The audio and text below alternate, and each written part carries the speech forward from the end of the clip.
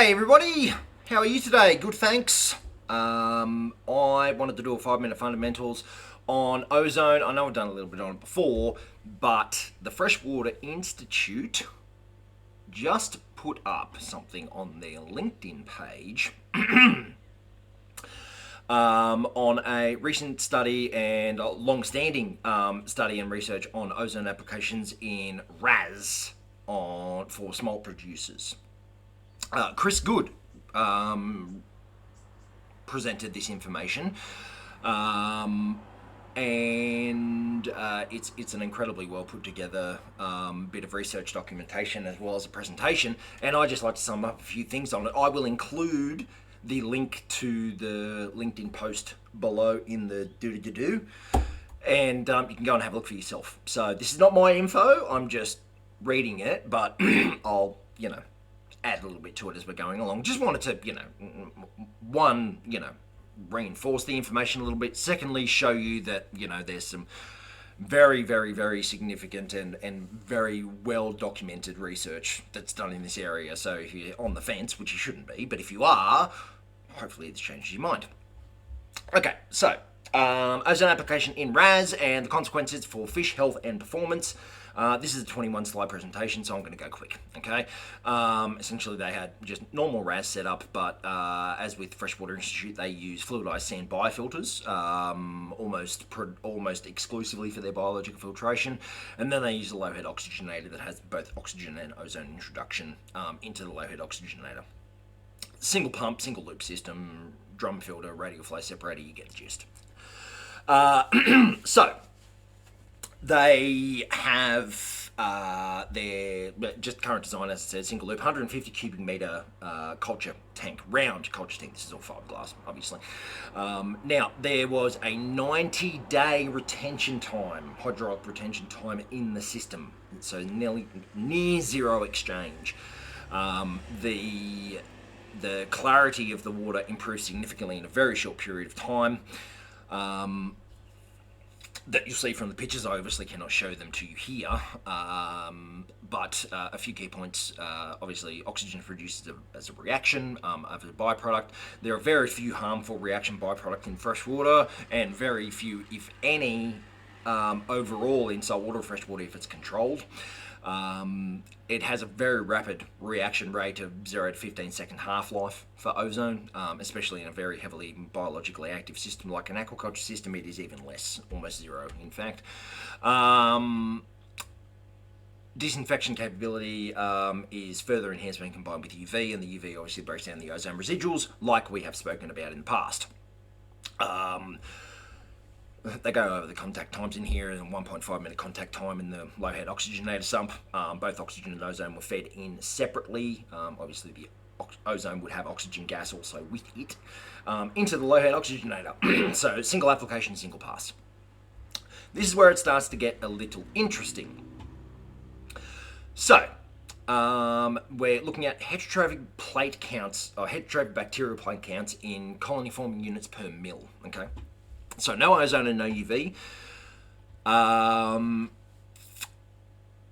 It was 466 up to 530 with 0% removal, obviously. Ozone at 375 millivolts and no UV. 48. A massive reduction. 48 CFU per mil, down from 466 to 530. That was before the ozone contactor, obviously as the dirty water comes back around. After the ozone contactor, it dropped further to 22 CFU per mil. And then after the UV, 21, obviously, the UV wasn't turned on, so there's no change there. Ozone at 375 millivolts plus UV. Bacterial counts were 124 CFU per mil before they went through the ozone contactor. They were 81 after they came out, and then after the UV, it was 3. So there you go. Obviously, the bacteria are unable to be reproduced unable to reproduce through the direct application of the UV, plus also hydroxyl radical production through advanced oxidation process that they're experiencing there. Percent removal per pass, 97.6%. And that's a huge increase from 56% removal at the ozone at the same millivolt rating with no UV. So a substantial improvement. Ozone at 450 millivolts plus UV, 50 CFU per mil before it went into the ozone contactor, so the dirty water that's come back around. After the ozone, 22 CFU per mil. So started lower, ended lower, and after the UV, 0, 100% removal. Same as ozone at 525 per mil, started at 306, dropped to 225, and then after the UV, 0.4. Okay, it's not the UV doing the work predominantly, it is the UV in conjunction with the production of hydroxyl radicals as well. Okay, so I mean, ozone and UV work well together, as we know. There are certain sizing regimes available and certain sizing criteria that I use to size UV and ozone applications. UV for destruct as well as production of hydroxyl radicals through AOP as well. What ozone does do at high levels, it oxidizes nitrite to nitrate, which can be a good thing and a bad thing. It can be a good thing, especially if you're suffering from nitrate spikes and you do it post biofilter. So to clean up any nitrite that's within the system. What it can do if you don't do it properly in the right order or you overdo it is it can produce single species dominated biofilters, so you'll get a lot more ammonia oxidizing bacteria than you will nitrite oxidizing bacteria. And which is not necessarily a bad thing as long as the ozone's running. But as soon as the ozone stops because you don't have enough nitrite oxidizing bacteria, although your ammonia keeps getting chewed up, your nitrite goes up, you get a nitrite spike. So the way you apply it, where you apply it in the system, so on and so forth, has a big effect. As we know, it removes colour, fine particles, metals, dissolved organics, etc., etc. Breaks them down so they can be biologically degraded into more manageable biodegradable compounds. It also flocculates and precipitates dissolved organic molecules, so as they're broken down by bacteria and mold and things like that, it actually then grabs them and sinks them.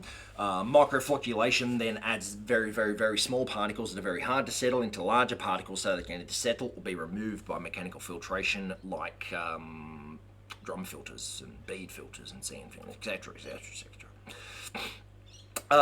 Disadvantages, okay, we're going to look at it. Let's not make this the big bad, but, you know, it is what it is. We need to be aware of it. Safety measures are required. Excessive ozone levels can be harmful to both humans and aquatic organisms. So you need to have control and you need to have alarm systems in place for ambient ozone monitoring. They are relatively complicated. It pays to purchase high quality equipment straight up. Buy once, cry once. Okay. Toxic byproducts in salt water can be different ozonated byproducts such as bromines and brominated compounds.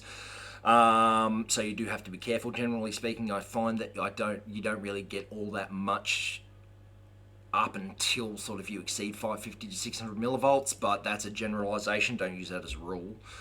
And you need to, use ozone safe materials. Obviously, when contacting them as well as transporting it to where it is going to be contacted. This is a heap of OH&S stuff. I'm not going to go over that because honestly, it's common sense. And if you're running a business with ozone, you need to be aware of it.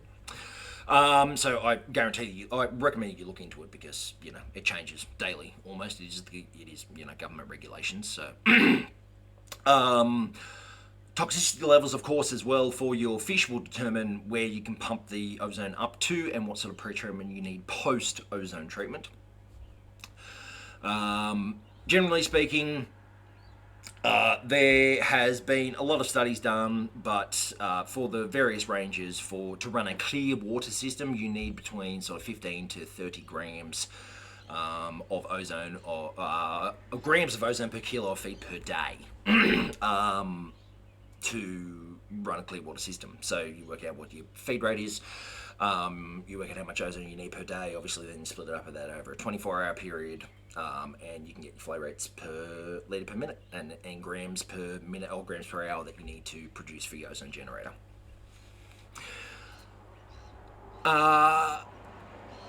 So they did some trials with three different systems running low exchange with no ozone, low exchange with ozone, high exchange no ozone, low exchange ozone. Very low exchange, no ozone, and near zero exchange with ozone. There is a lot of data there. I will let you go and look at it, but essentially, as exchange rates decreased, ozone was able to keep water quality up to where it needed to be. And without ozone, it was substantially worse. Okay, heterotrophic bacterial counts we've been over. Dissolved copper, not really. Color, UV transmittance, and BOD is the big one. You know, you need to be aware of it.